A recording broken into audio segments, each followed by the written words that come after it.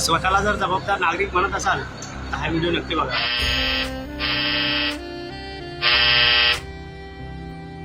अशी ही मेंटॅलिटीची लोक असतात.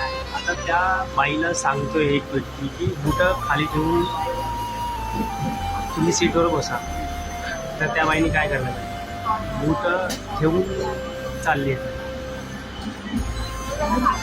तिथे तुम्ही विचार करण्याची शक्ती पुढे ठेवता. तुम्ही एखादा माणूस तुम्हाला समजवतोय तर तुम्ही तुमच्या इगोवर काय इगोवरती that is not actually good.